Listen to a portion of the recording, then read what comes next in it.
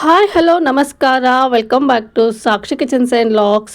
ಇದು ಭಾನುವಾರದ ಲಾಗ್ ಆಗಿರುತ್ತೆ. ಹಾಗೆ ಇವತ್ತಿನ ಲಾಗಲ್ಲಿ ಒಂದು ಒಳ್ಳೆ ಪನ್ನೀರ್ ಗ್ರೇವಿ ರೆಸಿಪಿನ ತೋರಿಸ್ತಾ ಇದ್ದೀನಿ. ಹಾಗಾಗಿ ವಿಡಿಯೋನ ಎಲ್ಲಿನೂ ಸಹ ಸ್ಕಿಪ್ ಮಾಡ್ದೇನೆ ಪೂರ್ತಿಯಾಗಿ ನೋಡಿ.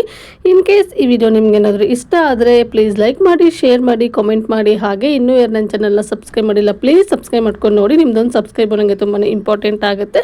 ಹಾಗೆ ನಿಮ್ಮ ಸಬ್ಸ್ಕ್ರೈಬ್ ನನಗೆ ಮೋಟಿವೇಶನ್ ಆಗುತ್ತೆ. ಇನ್ನೂ ಮುಂದೆ ಬರುವಂತಹ ವಿಡಿಯೋಗಳಲ್ಲಿ ತುಂಬ ಚೆನ್ನಾಗಿ ರೆಸಿಪಿಗಳನ್ನ ಸಹ ನಾನು ಮಾಡ್ಬೋದು. ಹಾಗಾಗಿ ಒಂದು ಸಬ್ಸ್ಕ್ರೈಬ್ ಬಟನ್ನ ಪ್ರೆಸ್ ಮಾಡಿ. ಹಾಗೆ ಇನ್ನು ಇಲ್ಲಿ ಓನ್ ವಾಯ್ಸ್ನೇ ಕೊಡೋಣ ಅಂತ ಅಂದ್ಕೊಂಡೆ. ಒಂದು ಸ್ವಲ್ಪ ಡಿಸ್ಟರ್ಬೆನ್ಸ್ ಇತ್ತು, ಹಾಗಾಗಿ ಇವತ್ತು ವಾಯ್ಸ್ ಓವರ್ನ ಕೊಡ್ತಾ ಇದ್ದೀನಿ. ಹಾಗೆ ಇನ್ನು ಭಾನುವಾರ ಸಂಜೆಯಿಂದ ನಾನಿಲ್ಲಿ ಲಾಗ್ನ ಶುರು ಮಾಡ್ಕೊಂಡಿದ್ದೀನಿ. ಇವತ್ತು ಮಾಡೋದು ಬೇಡ ಅಂತ ಅಂದ್ಕೊಂಡೆ ಲಾಗ್ನ, ಆದ್ರೂ ಇನ್ನು ಸೋಮವಾರಕ್ಕೆ ನನಗೆ ಯಾವುದೇ ವೀಡಿಯೋಸ್ ಇರಲಿಲ್ಲ ಅಪ್ಲೋಡ್ ಮಾಡೋದಕ್ಕೆ. ಹಾಗಾಗಿ ಇವತ್ತು ಸಂಜೆಯಿಂದ ನಾನು ಲಾಗ್ನ ಕಂಟಿನ್ಯೂ ಮಾಡ್ಕೊತಾ ಇದ್ದೀನಿ. ನಾನು ಸಾಮಾನ್ಯವಾಗಿ ಭಾನುವಾರ ಮಧ್ಯಾಹ್ನನೇ ಎಲ್ಲ ಅಡುಗೆ ಕೆಲಸನ ಮುಗಿಸ್ಕೊಂಡ್ಬಿಡ್ತೀನಿ. ಆದರೆ ಇವತ್ತು ಮಧ್ಯಾಹ್ನ ಅಡುಗೆ ಕೆಲಸ ಮಾಡೋದಕ್ಕೆ ಆಗಲಿಲ್ಲ. ಹಾಗಾಗಿ ಇವಾಗ ಇಲ್ಲಿ ಸಂಜೆನೇ ಅಡುಗೆ ಕೆಲಸನ ಮುಗಿಸ್ಕೋಬೇಕಾಗಿತ್ತು. ಹಾಗೆ ಇವತ್ತು ಏಕಾದಶಿ ಇರೋದ್ರಿಂದ ಮನೇಲಿ ಏನೂ ನಾನು ನಾನ್ ವೆಜ್ ಮಾಡಲಿಲ್ಲ.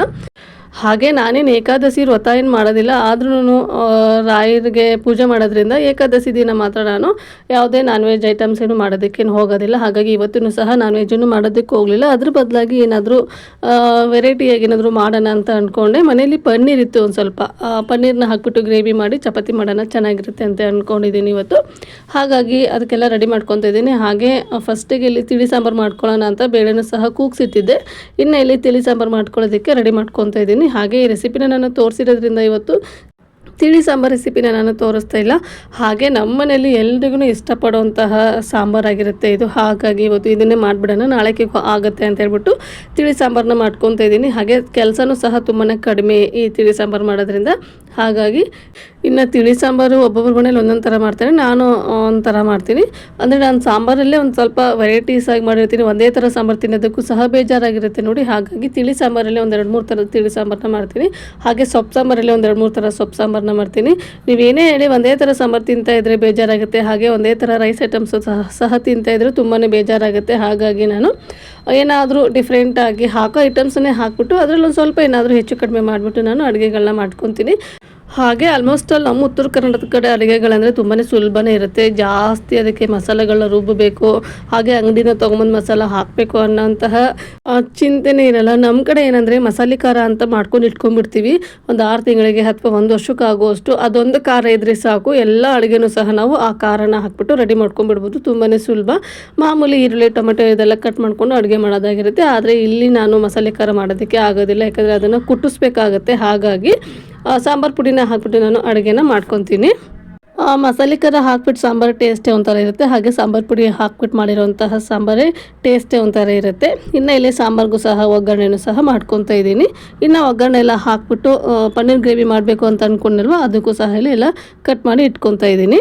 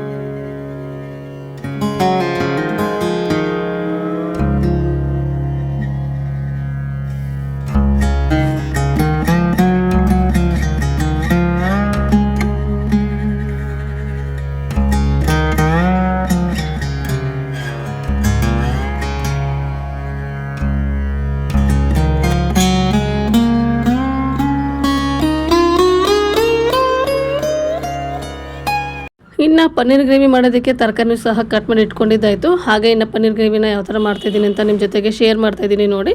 ಮೊದಲಿಗೆ ಇಲ್ಲಿ ಒಂದು ಬಾಣಲಿ ತೊಗೊಂಡಿದ್ದೀನಿ, ಅದಕ್ಕೆ 1 ಸ್ಪೂನ್ ಆಗೋಷ್ಟು ಎಣ್ಣೆನ ಹಾಕ್ಕೊತಾ ಇದ್ದೀನಿ. ಹಾಗೆ ಒಂದು ಈರುಳ್ಳಿನ ಕಟ್ ಮಾಡಿ ಸೇರಿಸ್ಕೊತಾ ಇದ್ದೀನಿ. 1 ಟೊಮೆಟೊನ ಸಹ ಕಟ್ ಮಾಡಿ ಸೇರಿಸ್ಕೊತಾ ಇದ್ದೀನಿ. ಅದ್ರ ಜೊತೆಗೆ 1 ಪಲಾವ್ ಎಲೆ, ಹಾಗೆ 3 ಲವಂಗ, 1 ಇಂಚ್ ಆಗೋಷ್ಟು ಚಕ್ಕೆ, ಒಂದು ಏಲಕ್ಕಿನೂ ಸಹ ಸೇರಿಸ್ಕೊತಾ ಇದ್ದೀನಿ. ಹಾಗೆ ಇದ್ರ ಜೊತೆಗೆ ಒಂದು ಅರ್ಧ ಸ್ಪೂನ್ ಆಗೋಷ್ಟು ಸಾಯಿ ಜೀರನ ಸೇರಿಸ್ಕೊತಾ ಇದ್ದೀನಿ.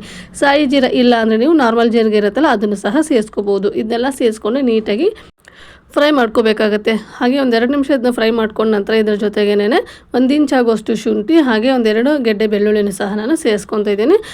ಇಲ್ಲ ಶುಂಠಿ ಬೆಳ್ಳುಳ್ಳಿ ಬೇಡ ಅಂದರೆ ನೀವು ಇಲ್ಲಿ ಶುಂಠಿ ಬೆಳ್ಳುಳ್ಳಿ ಪೇಸ್ಟನ್ನು ಸಹ ಸೇರಿಸ್ಕೋಬೋದು. ನಾನು ಶುಂಠಿ ಬೆಳ್ಳುಳ್ಳಿನೇ ಹಾಕ್ಕೊತಿದ್ದೀನಿ, ಯಾಕಂದರೆ ಹೇಗಿದ್ರು ರುಬ್ತೀವಲ್ವ, ಹಾಗಾಗಿ ಇನ್ನು ಇದೆಲ್ಲ ಹಾಕ್ಕೊಂಡು ನೀಟಾಗಿ ಇದನ್ನು ಮಿಕ್ಸ್ ಮಾಡಿಕೊಂಡು ಫ್ರೈ ಮಾಡ್ಕೋಬೇಕಾಗತ್ತೆ.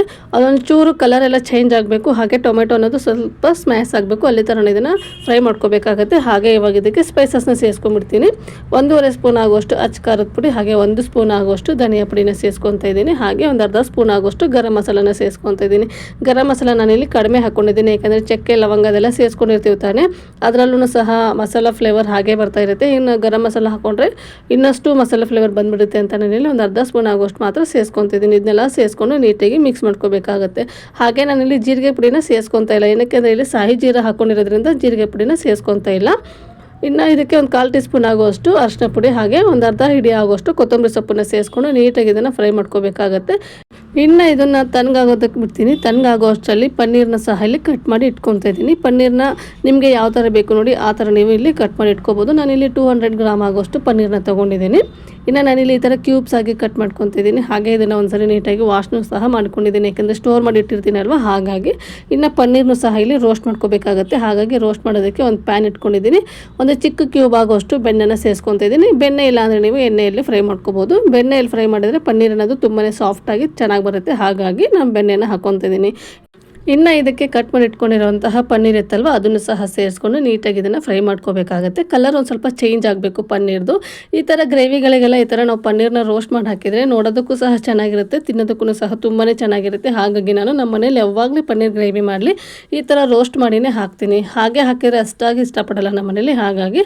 ಇನ್ನು ನೋಡ್ತಾ ಇರ್ಬೋದು ನೀವು ಇಲ್ಲಿ ಕಲರು ಸಹ ಚೇಂಜ್ ಆಗ್ತಾ ಇದೆ. ಇನ್ನು ಇದಕ್ಕೆ ಒಂದು ಚಿಟಿಕೆ ಆಗೋಷ್ಟು ಅರಿಶಿನ ಪುಡಿನ ಹಾಕ್ಕೊತಾ ಇದ್ದೀನಿ. ಜಾಸ್ತಿ ಏನು ಹಾಕೊಳ್ಳೋ ಅವಶ್ಯಕತೆ ಇಲ್ಲ. ಹಾಗಾಗಿ ಬೇಕಾದರೆ ಇದಕ್ಕೆ ಉಪ್ಪು ಹಾಗೆ ಅಚ್ಚ ಖಾರದ ಪುಡಿ ಸಹ ಸೇರಿಸ್ಕೋಬೋದು. ನಾನು ಇಲ್ಲಿ ಮಸಾಲ ರುಬ್ಬುವಾಗಲೇ ಒಂದು ಸ್ವಲ್ಪ ಖಾರ ಜಾಸ್ತಿ ಹಾಕ್ಕೊಂಡಿದ್ದೀನಿ. ಇನ್ನು ಇದಕ್ಕೂ ಖಾರ ಹಾಕೊಂಡ್ಬಿಟ್ರೆ ಗ್ರೇವಿ ಅನ್ನೋದು ಖಾರ ಆಗಿಬಿಡುತ್ತೆ, ಹಾಗಾಗಿ ನಾನಿಲ್ಲಿ ಬರೀ ಅರಿಶಿನ ಪುಡಿನ ಮಾತ್ರ ಸೇರಿಸ್ಕೊತಾ ಇದ್ದೀನಿ. ಇನ್ನು ಪನ್ನೀರು ಸಹ ರೋಸ್ಟ್ ಆಯ್ತಲ್ವ, ಇದನ್ನೆಲ್ಲ ಮಾಡೋ ಅಷ್ಟರಲ್ಲಿ ನಾವೇನು ಮಸಾಲ ಹುರಿದಿಟ್ಟಿದ್ವಲ್ವ ಅದು ಸಹ ತಣ್ಣಗಾಗಿತ್ತು. ಇನ್ನು ಅದನ್ನು ಮಿಕ್ಸಿ ಜಾರಿಗೆ ಹಾಕ್ಕೊತಾ ಇದ್ದೀನಿ. ಮಿಕ್ಸಿ ಜಾರಿಗೆ ಹಾಕ್ಕೊಂಡು ರುಬ್ಬೋದಕ್ಕೆ ಎಷ್ಟು ಬೇಕು ನೋಡಿ ನೀರು ಅಷ್ಟು ಮಾತ್ರ ಹಾಕ್ಕೊಳ್ಳಿ, ಜಾಸ್ತಿ ಹಾಕ್ಕೊಳ್ಳೋಕೆ ಹೋಗ್ಬೇಡಿ. ಇನ್ನು ಇದನ್ನು ಮಿಕ್ಸಿ ಮಾಡಿಕೊಂಡು ತೊಗೊಂಬಂದ್ಬಿಡ್ತೀನಿ. ಫೈನ್ ಪೇಸ್ಟಾಗಿ ಮಿಕ್ಸಿ ಮಾಡ್ಕೊಳ್ಳಿ. ಇನ್ನು ಇಲ್ಲಿ ಪನ್ನೀರ್ ಗ್ರೇವಿ ಮಾಡೋದಕ್ಕೆ ಒಗ್ಗರಣೆಯನ್ನು ಸಹ ರೆಡಿ ಮಾಡ್ಕೊತಾ ಇದ್ದೀನಿ. ಅದೇ ಬಾಣಲಿ ತೊಗೊಂಡಿದ್ದೀನಿ, ನಾನು ಒಂದು ಸ್ವಲ್ಪ ವಾಶ್ ಮಾಡಿಕೊಂಡು ತೊಗೊಂಡಿದ್ದೀನಿ. ಹಾಗೆ ಅದರ ಜೊತೆಗೆ 1-2 ಸ್ಪೂನ್ ಆಗುವಷ್ಟು ಎಣ್ಣೆ ಹಾಗೆ ಒಂದು ಚಿಕ್ಕ ಕ್ಯೂಬ್ ಆಗುವಷ್ಟು ಬೆಣ್ಣೆನ ಹಾಕ್ಕೊಂಡಿದ್ದೀನಿ. ನೀವು ಬರೀ ಎಣ್ಣೆಯಲ್ಲೂ ಸಹ ಮಾಡ್ಕೋಬೋದು. ಹಾಗೆ ನಾನು ಇದಕ್ಕೆ ಈರುಳ್ಳಿ ಟೊಮೆಟೊ ಮತ್ತು ಎಕ್ಸ್ಟ್ರಾ ಏನು ಸೇರಿಸ್ಕೊತಾ ಇಲ್ಲ. ಎಣ್ಣೆ ಹಾಗೆ ಬೆಣ್ಣೆ ನೀಟಾಗಿ ಕಾದಾದ ನಂತರ ನಾವೇನು ಮಸಾಲಾನ ರುಬ್ಬಿಟ್ಟಿದ್ವಿ ಅಲ್ವಾ ಅದನ್ನು ಸೇರಿಸ್ಕೊತಾ ಇದ್ದೀನಿ. ನಿಮಗೆ ಗ್ರೇವಿ ಒಂದು ಸ್ವಲ್ಪ ಜಾಸ್ತಿ ಬೇಕು ಅಂದರೆ ನೀವು ಇದಕ್ಕೆ ಈರುಳ್ಳಿ ಟೊಮೆಟೊನ ಚಿಕ್ಕದಾಗಿ ಕಟ್ ಮಾಡಿನೂ ಸಹ ಸೇರಿಸ್ಕೋಬೋದು. ಇನ್ನು ಇದೆಲ್ಲ ನೀಟಾಗಿ ಫ್ರೈ ಮಾಡ್ಕೋಬೇಕಾಗುತ್ತೆ. ಜಾಸ್ತಿ ಹೊತ್ತು ಫ್ರೈ ಮಾಡುವಂತಹ ಅಗತ್ಯತೆ ಇರಲ್ಲ, ಯಾಕಂದರೆ ನಾವು ಮೊದಲೇ ಮಸಾಲೆ ಎಲ್ಲ ಹುರಿದಿರ್ತೀವಿ ನೋಡಿ, ಹಾಗಾಗಿ ಒಂದು 2-3 ನಿಮಿಷ ಇದನ್ನು ನೀಟಾಗಿ ಫ್ರೈ ಮಾಡ್ಕೋಬೇಕಾಗುತ್ತೆ. ಹಾಗೆ ಮಿಕ್ಸಿ ಜಾರಿಗೆ ನೀರನ್ನ ಹಾಕ್ಕೊಂಡು ಇಲ್ಲಿ ನಾನು ನೀರನ್ನ ಸೇರಿಸ್ಕೊತಾ ಇದ್ದೀನಿ. ನಿಮಗೆ ಗ್ರೇವಿ ಎಷ್ಟು ಬೇಕು ನೋಡಿ ನೀವು ಇಲ್ಲಿ ನೀರನ್ನ ಸೇರಿಸ್ಕೋಬೇಕಾಗುತ್ತೆ. ನನಗೆ ಒಂದು ಸ್ವಲ್ಪ ಗ್ರೇವಿ ಜಾಸ್ತಿನೇ ಬೇಕಾಗಿತ್ತು, ಹಾಗಾಗಿ ನಾನು ಸ್ವಲ್ಪ ನೀರನ್ನ ಜಾಸ್ತಿನೇ ಸೇರಿಸ್ಕೊತಾ ಇದ್ದೀನಿ. ಅಂದರೆ ಇದು ನಾವು ಯಾವ ಥರ ಕುದಿಸ್ತೀವಲ್ವ ಅದೊಂದು ಸ್ವಲ್ಪ ಗಟ್ಟಿ ಬರ್ತಾ ಇರುತ್ತೆ, ಹಾಗಾಗಿ ಒಂದು ಸ್ವಲ್ಪ ಜಾಸ್ತಿನೇ ಸೇರಿಸ್ಕೊತಾ ಇದ್ದೀನಿ. ಇನ್ನು ಇದಕ್ಕೆ ರುಚಿಗೆ ತಕ್ಕಷ್ಟು ಉಪ್ಪನ್ನು ಸಹ ಸೇರಿಸ್ಕೊತಾ ಇದ್ದೀನಿ. ಹಾಗೆ ಇದ್ರ ಜೊತೆಗೆ ಒಂದು ಅರ್ಧ ಸ್ಪೂನ್ ಆಗೋಷ್ಟು ಸಕ್ಕರೆನೇ ಸೇರಿಸ್ಕೊತಾ ಇದ್ದೀನಿ. ಈ ರೆಸ್ಟೋರೆಂಟಲ್ಲೆಲ್ಲ ಒಂದು ಸ್ವಲ್ಪ ಟೇಸ್ಟ್ ಬರಬೇಕು ಅಂತ ಸಕ್ಕರೆನೇ ಸೇರಿಸ್ತಾರೆ, ಹಾಗಾಗಿ ನಾನು ಸಹ ಸಕ್ಕರೆನೇ ಸೇರಿಸ್ತಾ ಇದ್ದೀನಿ. ಇನ್ನು ಸೇರಿಸ್ಕೊಂಡು ಒಂದ್ಸರಿ ನೀಟಾಗಿ ಮಿಕ್ಸ್ ಮಾಡಿಕೊಂಡು ಅದನ್ನು ಕುದಿ ಬರೋದಕ್ಕೆ ಬಿಟ್ಬಿಡ್ಬೇಕಾಗತ್ತೆ. ಇವಾಗ ನೋಡ್ತಾ ಇರ್ಬೋದು ನೀವು ಇಲ್ಲಿ ಕುದಿ ಬರ್ತಾ ಇದೆ. ಈ ಥರ ಕುದಿ ಬಂದ ನಂತರ ನಾವೇನು ರೋಸ್ಟ್ ಮಾಡಿ ಇಟ್ಟಿದ್ವಲ್ವ ಪನ್ನೀರು ಅದನ್ನು ಸೇರಿಸ್ಕೊತಾ ಇದ್ದೀನಿ. ಹಾಗೆ ಇಲ್ಲಿ ನಾವು ಎಣ್ಣೆ ಹಾಗೆ ಬೆಣ್ಣೆನ ಜಾಸ್ತಿ ಹಾಕಿದರೆ ಸೈಡಲ್ಲಿ ತೇಲ್ ಬರ್ತಾ ಇರುತ್ತೆ. ನಾನಿಲ್ಲಿ ಕಡಿಮೆ ಹಾಕಿರೋದ್ರಿಂದ ಈ ಥರ ಕಾಣ್ತಾ ಇದೆ. ನೀವು ಬೇಕಾದರೆ ನಮಗೊಂದು ಸ್ವಲ್ಪ ಎಣ್ಣೆ ಥರ ಇದ್ದರೆ ಇಷ್ಟ ಆಗುತ್ತೆ ಅಂದರೆ ನೀವು ಸ್ವಲ್ಪ ಜಾಸ್ತಿನೂ ಸಹ ಸೇರಿಸ್ಕೋಬೋದು, ಎಣ್ಣೆ ಅಥವಾ ಬೆಣ್ಣೆನ. ಹಾಗೆ ಇದು ಕುದೀತಾ ಇತ್ತು. ಈ ಟೈಮಲ್ಲಿ 1-2 ಸ್ಪೂನ್ ಆಗುವಷ್ಟು ಫ್ರೆಶ್ ಕ್ರೀಮ್ನ ಸೇರಿಸ್ಕೊತಾ ಇದ್ದೀನಿ. ಫ್ರೆಶ್ ಕ್ರೀಮ್ ಇಲ್ಲ ಅಂದರೆ ಹಾಲಿನ ಕೆನೆ ಇರುತ್ತಲ್ವ, ಹಾಲಿನ ಕೆನೆನ ಸೇರಿಸ್ಕೊಳ್ಳಿ, ಅದು ಸಹ ಸೇಮ್ ಟೇಸ್ಟೇ ಕೊಡುತ್ತೆ. ಇನ್ನು ಫ್ರೆಶ್ ಕ್ರೀಮ್ ಎಲ್ಲ ಸೇರಿಸ್ಬಿಟ್ಟು ನೀಟಾಗಿ ಒಂದು ಸರಿ ಮಿಕ್ಸ್ ಮಾಡ್ಕೊತಾ ಇದ್ದೀನಿ. ಮಿಕ್ಸ್ ಮಾಡಿಕೊಂಡು ಒಂದು ಕುದಿ ಬರೋದಕ್ಕೆ ಬಿಟ್ಬಿಡ್ತೀನಿ. ಜಾಸ್ತಿ ಹೊತ್ತು ಕುದಿಸೋಂತಹ ಅಗತ್ಯತೆ ಇರಲ್ಲ ಈ ಪನ್ನೀರ್ ಗ್ರೇವಿನ, ಹಾಗಾಗಿ. ಇನ್ನು ಇದು ಒಂದು ಕುದಿ ಬಂದ ನಂತರ ಇದಕ್ಕೆ ಮೇಲ್ಗಡೆ ರೋಸ್ಟ್ ಮಾಡಿರುವಂತಹ ಕಸ್ತೂರಿ ಮೆಂತಿನ ಸೇರಿಸ್ಕೊತಿದ್ದೀನಿ. ಈ ಥರ ಸೇರಿಸ್ಕೊಂಡ್ಬಿಟ್ರೆ ರೆಡಿನೇ ಆಗೋಯ್ತು ನೋಡಿ, ಸಖತ್ ಟೇಸ್ಟಿಯಾಗಿರುವಂತಹ ಪನ್ನೀರ್ ಗ್ರೇವಿ. ಒಂದ್ಸರಿ ಮನೆಯಲ್ಲಿ ಮಾಡಿ ನಿಮ್ಮನೆ ಮಕ್ಕಳಿಗೂ ಸಹ ಇಷ್ಟ ಆಗುತ್ತೆ. ನೀವು ಬೇಕಾದರೆ ಮೇಲುಗಡೆ ಕೊತ್ತಂಬರಿ ಸೊಪ್ಪನ್ನು ಸೇರಿಸ್ಕೋಬೋದು. ನಾನಿಲ್ಲಿ ರುಬ್ಬೋದಕ್ಕೆ ಸೇರಿಸಿದ್ದೇನಲ್ವ, ಹಾಗಾಗಿ ನಾನು ಇಲ್ಲಿ ಸೇರಿಸ್ಕೊಳ್ಳೋದಕ್ಕೆ ಇನ್ನೂ ಹೋಗಿಲ್ಲ. ಇನ್ನು ಇವತ್ತಿನ ನೈಟ್ ಊಟಕ್ಕೆ ನಮ್ಮ ಮನೇಲಿ ಈ ಥರ ಇತ್ತು ಪನ್ನೀರ್ ಗ್ರೇವಿ, ಹಾಗೆ ಅದ್ರ ಜೊತೆಗೆ ಚಪಾತಿ. ಹಾಗೆ ತುಂಬಾ ಚೆನ್ನಾಗಿರುತ್ತೆ ಚಪಾತಿ ಜೊತೆಗೆ ಈ ಪನ್ನೀರ್ ಗ್ರೇವಿ ಮಾತ್ರ. ಸುಮಾರು ಥರ ನಾವು ಪನ್ನೀರ್ ಗ್ರೇವಿನ ಮಾಡ್ಬೋದು. ಒಂದ್ಸರಿ ನೀವು ಈ ಥರ ಮಾಡಿ ನೋಡಿ, ನಿಮಗೂ ಸಹ ತುಂಬಾ ಇಷ್ಟ ಆಗುತ್ತೆ. ನಾವು ಯಾವಾಗಲೂ ಪಾಲಕ್ ಪನ್ನೀರು ಹಾಗೆ ಬಟರ್ ಪನ್ನೀರ್ ಈ ಥರ ಮಾಡಿರ್ತೀವಲ್ವ, ಮನೇಲಿ ಏನಿರುತ್ತೆ ನೋಡಿ ಮಸಾಲ, ಅದನ್ನೇ ಹಾಕ್ಬಿಟ್ಟು ನಾವು ಅಡುಗೆಗಳನ್ನ ಮಾಡಿದರೆ ರುಚಿ ಇನ್ನೂ ಚೆನ್ನಾಗಿರುತ್ತೆ. ಹಾಗೆ ನಾನು ಇವತ್ತು ಅದೇ ಥರನೇ ಮಾಡಿದೆ. ಏನೋ ಒಂಥರ ಬೇರೆ ಗ್ರೇವಿ ಮಾಡೋದಕ್ಕೆ ಹೋದೆ, ನನಗೆ ಏನೇನು ಮಸಾಲ ಹಾಕಬೇಕು ಸುಮ್ಮನೆ ಹಾಕಿ ಮಾಡೋಣ ಚೆನ್ನಾಗಿರುತ್ತೆ ಅಲ್ವಾ ಅಂತ ಹೇಳ್ಬಿಟ್ಟು ಮಾಡಿದಾಗ ತುಂಬಾ ರುಚಿಯಾಗಿತ್ತು. ಹಾಗಾಗಿ ಅದನ್ನು ಶೂಟ್ ಮಾಡ್ಕೊಂಡಿದ್ದಲ್ವ, ಅದನ್ನು ನಿಮ್ಮ ಜೊತೆಗೆ ಶೇರ್ ಮಾಡಿದ್ದೀನಿ. ಇನ್ನು ಹಾಗೆ ಇವತ್ತು ತಿಳಿ ಸಾಂಬಾರು ಹಾಗೆ ರೈಸ್ನ ಮಾಡಿದ್ದೆ ನೋಡಿ, ಅದ್ರ ಜೊತೆಗೆ ನೆಂಚ್ಕೊಳ್ಳೋಕ್ಕೆ ಹಪ್ಪಳನೂ ಇರಲಿ ಅಂತ ಹೇಳಿ ಹಪ್ಪಳನೂ ಸಹ ಕರಿತಾ ಇದ್ದೀನಿ. ಹಾಗೆ ಇನ್ನು ಇವತ್ತು ನಾನು ಎಲ್ಲ ಅಡುಗೆನೂ ಸಹ ಮಾಡಿದ್ದೆ ಅಲ್ವಾ, ಅದ್ರ ಜೊತೆಗೆ ರೈಸನ್ನು ಸಹ ಮಾಡ್ಕೊಳ್ಳೋಕ್ಕೆ ಇಟ್ಕೊಂಡಿದ್ದೀನಿ. ನಾನೇನು ಅಂದ್ಕೊಂಡೆ ಅಂದರೆ ರೈಸ್ ಆಗಿದೆ, ಇನ್ನೇನು ಎಲ್ಲ ಅಡುಗೆನೂ ರೆಡಿಯಾಗಿದೆ, ಊಟ ಮಾಡೋದೊಂದೇ ಬಾಕಿ ಅಂತ ಅಂದ್ಕೊಂಡೆ. ನಾನು ಇವತ್ತು ಅಡುಗೆ ಮಾಡುವಾಗ ನಮ್ಮಮ್ಮ ಫೋನ್ ಮಾಡಿದರೆ ಅವ್ರ ಜೊತೆ ಮಾತಾಡಿಕೊಂಡು ಅಡುಗೆ ಮಾಡ್ಕೊತಾ ಇದ್ದೆ. ಹಾಗೆ ಸಾಂಬಾರು ಸಹ ಆಗಿತ್ತಲ್ವ, ರೈಸ್ನ ಇಟ್ಕೊಂಬಿಡೋಣ ಅಂತ ಹೇಳ್ಬಿಟ್ಟು ಅಕ್ಕಿ ತೊಳೆದು ಕುಕ್ಕರ್ಗೆ ನೀರು ಹಾಗೆ ಉಪ್ಪು ಎಲ್ಲ ಹಾಕಿ ರೆಡಿ ಮಾಡಿದ್ದೀನಿ. ಅದನ್ನು ಸ್ಟೋವ್ ಮೇಲೆ ಇಡೋದೇ ಮರ್ತ್ಬಿಟ್ಟಿದ್ದೀನಿ. ಲಾಸ್ಟಲ್ಲಿ ಊಟ ಮಾಡುವಂತಹ ಟೈಮ್ಗೆ ನಾನು ನಮ್ಮ ಮನೆಯವ್ರಿಗೆ ಅನ್ನ ಬಡಿಸೋದಕ್ಕೆ ಅಂತ ಹೋಗ್ತಾಯಿದ್ದೀನಿ. ಆ ಟೈಮಲ್ಲಿ ಅನ್ನನೇ ರೆಡಿಯಾಗಿಲ್ಲ, ಇನ್ನೇನು ಮಾಡೋದು ಅಂತ ಹೇಳ್ಬಿಟ್ಟು ಬರೀ ಚಪಾತಿ ಹಾಗೆ ಪನ್ನೀರ್ ಗ್ರೇವಿನ ತಿನ್ಕೊಂಡು ಮಲ್ಕೊಂಡಿದ್ದಾಯಿತು. ರೈಸ್ನ ಮಾಡಿಟ್ಟೆ, ಮತ್ತು ಅಕ್ಕಿ ಎಲ್ಲ ನೆನ್ಕೊಂಡ್ಬಿಟ್ರೆ ಬೆಳಗ್ಗೆಗೆ ಚೆನ್ನಾಗಾಗಲ್ಲ ಅಂತ ಹೇಳ್ಬಿಟ್ಟು ಆವಾಗಲೇ ರೈಸ್ನ ಮಾಡಿ ಇಟ್ಬಿಟ್ಟೆ.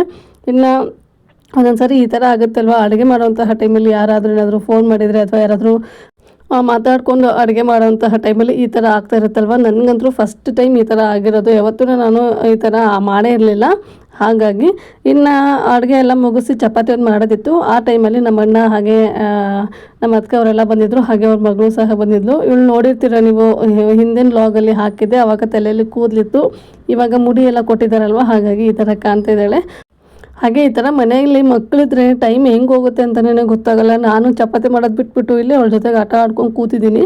ಅದಲ್ಲದೇ ಅವರು ವಾರದಲ್ಲಿ ಒಂದು ಸರಿ ಅಥವಾ 15 ದಿನಕ್ಕೆ ಒಂದು ಸರಿ ಮಾತ್ರ ಬರ್ತಾರೆ, ಡೈಲಿ ಬರೋದಿಲ್ಲ.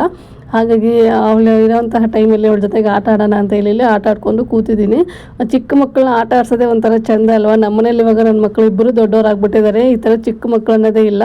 ಹಾಗಾಗಿ ಅವಳ ಜೊತೆಗೆ ಎಲ್ಲರೂ ಕೂತ್ಕೊಂಡು ಇಲ್ಲಿ ಆಟ ಆಡ್ತಾಯಿದ್ವಿ. ಹಾಗೆ ನಾಳೆ ನನ್ನ ಮಕ್ಕಳಿಗೆ ಇಬ್ಬರಿಗೂ ಟೆಸ್ಟ್ ಇತ್ತು. ಟೆಸ್ಟನ್ನು ಮರೆತುಬಿಟ್ಟು ಇಲ್ಲ ಅವರು ಇವ್ರ ಜೊತೆಗೆ ಆಟ ಆಡ್ಕೊಂಡು ಕೂತಿದ್ದಾರೆ. ಹಾಗೆ ಇವಳಿಗೇನೆಂದರೆ ಈ ಕ್ಯಾಟು ಹಾಗೆ ಚಿಕ್ಕ ಚಿಕ್ಕ ಮಕ್ಕಳು ಮಾತಾಡ್ತಾ ಇರ್ತಾರೆ ನೋಡಿ ವೀಡಿಯೋಸಲ್ಲೆಲ್ಲ, ಆ ಥರದ್ದು ನೋಡೋದು ಅಂದರೆ ತುಂಬಾ ಇಷ್ಟ ಆಗುತ್ತೆ. ಅದನ್ನು ನೋಡಿ ನಗಾಡ್ಕೊಂಡು ಕೂತಿದ್ಲಿಲ್ಲ. ಅವಳು ನಗಾಡೋದು ಹಾಗೆ ಅವಳು ಆಟ ಆಡೋದೆಲ್ಲ ನೋಡಿಕೊಂಡು ನಾವು ಸಹ ಇಲ್ಲಿ ತುಂಬಾ ಖುಷಿ ಪಡ್ತಾಯಿದ್ವಿ. ನೀವು ನೋಡ್ತಾ ಇರ್ಬೋದು ನೀವು ಇಲ್ಲಿ ಹೆಂಗೆ ಮಾಡ್ತಾಯಿದ್ದಾಳೆ ಅವಳು ಅಂತ ಹೇಳ್ಬಿಟ್ಟು. ಇವಾಗಿನ ಮಕ್ಳಿಗೆ ಮಾತ್ರ ಏನು ಹೇಳ್ಕೊಡೋದೇ ಇಲ್ಲ ನಾವು, ಎಲ್ಲ ಅವರೇ ಕಲ್ತು ಬಿಡ್ತಾರೆ. ಈ ಥರ ಒಂದು ಫೋನ್ನ ಹಚ್ಚಿ ಮುಂದೆ ಇಟ್ಬಿಟ್ರೆ ಅಂತೂ ಮುಗ್ದೇ ಹೋಯ್ತು. ಇವಳು ಏನು ಅಂದರೆ ಹ್ಯಾಪಿ ಒಂದು ಬಿಸ್ಕೆಟಿಂದ ಸಾಂಗ್ ಬರುತ್ತೆ ನೋಡಿ, ಆ ಸಾಂಗ್ ಹಾಕಿದರೆ ಸಾಕು ಡ್ಯಾನ್ಸ್ ಮಾಡೋದಕ್ಕೆ ಶುರು ಆಗಿಬಿಡ್ತಾಳೆ. ಇಲ್ಲಿ ಅದೇ ಥರನೇ ಮಾಡ್ತಾಯಿದ್ವಿ, ನೋಡ್ತಾ ಇರ್ಬೋದು ನೀವು ಯಾವ ಥರ ಮಾಡ್ತಾಯಿದ್ದಾಳೆ ಅಂತ ಹೇಳ್ಬಿಟ್ಟು. ನಮಗಂತೂ ಇವಳು ಬಂದರೆ ಟೈಮ್ ಹೆಂಗೆ ಹೋಗುತ್ತೆ ಅಂತಲೇ ಗೊತ್ತಾಗೋದಿಲ್ಲ. ಆದರೂ ಮನೇಲಿ ಈ ಥರ ಚಿಕ್ಕ ಮಕ್ಕಳಿದ್ರೆ ಯಾವುದೇ ಟೆನ್ಷನ್ ಇರಲಿ ಹಾಗೆ ಏನೇ ಯೋಚನೆಗಳಿರಲಿ ಅದೆಲ್ಲ ಮಾಯ ಆಗೋದಂತೂ ಗ್ಯಾರಂಟಿ ಅಲ್ವಾ. ಈ ಥರ ಚಿಕ್ಕ ಮಕ್ಕಳ ಮುಖ ನೋಡಿದ ತಕ್ಷಣವೇ ತಲೆಯಲ್ಲಿರುವಂತಹ ಯೋಚನೆಗಳೆಲ್ಲ ತೆಗೆದುಬಿಟ್ಟು ನಾವು ಮಕ್ಕಳ ಜೊತೆಗೆ ಮಕ್ಕಳಾಗಿ ಇದ್ಬಿಡ್ತೀವಿ. ಹಾಗೆ ನೀವು ಇಲ್ಲಿ ನೋಡ್ತಾ ಇರ್ಬೋದು ಚಿಕ್ಕ ಮಕ್ಕಳು ಯಾವ ಥರ ಮಾಡ್ತಾಯಿದ್ದಾರೆ, ಅದನ್ನು ನೋಡಿ ಅವಳು ಸಹ ನಗ್ತಾ ಇದ್ಲು. ತುಂಬಾ ಖುಷಿ ಪಡ್ತಾ ಇದ್ಲು ಅವಳು ಅದನ್ನು ನೋಡಿ. ಹಾಗೆ ಜಾಸ್ತಿ ಫೋನ್ ಏನು ಕೊಡೋದಿಲ್ಲ ನಾವು ಅವಳಿಗೆ, ಏನಾದರೂ ಈ ಥರ ಅಳ್ತಾ ಇರೋಂತಹ ಟೈಮಲ್ಲಿ ಮಾತ್ರ ಕೊಡ್ತೀವಿ ಅಷ್ಟೇ. ಇನ್ನು ಅವರೆಲ್ಲ ಊಟ ಮಾಡ್ಕೊಂಡು ಹೋಗಿ ಅಂದರೆ ಇಲ್ಲ ಹೋಗ್ತೀವಿ ಅಂತ ಹೇಳ್ಬಿಟ್ಟು ಹೋಗಿಬಿಟ್ರು. ಹಾಗಾಗಿ ನಾವು ಹೋದ್ಮೇಲೆ ಟೈಮು 9:15 ಆಗಿತ್ತು. ಅದಾದಮೇಲೆ ಇಲ್ಲಿ ನಾನು ಚಪಾತಿ ಮಾಡೋದಕ್ಕೆ ಬಂದಿದ್ದೀನಿ. ಇನ್ನು ಚಪಾತಿ ಮಾಡಿ ಊಟನೆಲ್ಲ ಮುಗಿಸ್ಕೊಂಡು ಮಿಕ್ಕೊಂಡಿರೋಂತಹ ಕೆಲಸನೆಲ್ಲ ಮುಗಿಸ್ಕೋಬೇಕು. ಅಂದರೆ ಅಡುಗೆ ಮನೆ ಕ್ಲೀನಿಂಗು, ಪಾತ್ರೆ ತೊಳೆಯೋದು ಅದೆಲ್ಲ ಇರುತ್ತಲ್ವ, ಆ ಕೆಲಸನೂ ಸಹ ಮುಗಿಸ್ಕೋಬೇಕು. ಹಾಗಾಗಿ ವಿಡಿಯೋನ ಇಲ್ಲಿಗೆ ಎಂಡ್ ಮಾಡ್ತಾ ಇದ್ದೀನಿ. ಇನ್ನು ಇವತ್ತಿನ ವ್ಲಾಗ್ ನಿಮಗೆ ಇಷ್ಟ ಆದರೆ ಹಾಗೆ ಇವತ್ತಿನ ರೆಸಿಪಿ ನಿಮ್ಗೆ ಏನಾದರೂ ಇಷ್ಟ ಆದರೆ ಪ್ಲೀಸ್ ಲೈಕ್ ಮಾಡಿ, ಶೇರ್ ಮಾಡಿ, ಕಾಮೆಂಟ್ ಮಾಡಿ. ಹಾಗೆ ಇನ್ನೂ ಯಾರು ನನ್ನ ಚಾನಲ್ನ ಸಬ್ಸ್ಕ್ರೈಬ್ ಮಾಡಿಲ್ಲ ಪ್ಲೀಸ್ ಸಬ್ಸ್ಕ್ರೈಬ್ ಮಾಡ್ಕೊಂಡು ನೋಡಿ. ನಿಮ್ದೊಂದು ಸಬ್ಸ್ಕ್ರೈಬು ನನಗೆ ತುಂಬಾ ಇಂಪಾರ್ಟೆಂಟ್ ಆಗುತ್ತೆ, ಹಾಗೆ ಮೋಟಿವೇಶನು ಸಹ ಆಗುತ್ತೆ. ಮುಂದೆ ಬರುವಂತಹ ವಿಡಿಯೋದಲ್ಲಿ ನಾನಿನ್ನು ಯಾವುದಾದ್ರೂ ರೆಸಿಪಿಗಳನ್ನ ಮಾಡಬೇಕು ಆದರೆ ನಿಮ್ಮದೊಂದು ಸಬ್ಸ್ಕ್ರೈಬರ್ ನನಗೆ ತುಂಬಾ ಮೋಟಿವೇಶನ್ ಆಗುತ್ತೆ. ಹಾಗೆ ಈ ವಿಡಿಯೋನ ನಿಮ್ಮ ಫ್ಯಾಮಿಲಿ ಆ್ಯಂಡ್ ಫ್ರೆಂಡ್ಸಿಗೂ ಸಹ ಶೇರ್ ಮಾಡಿ. Thank you.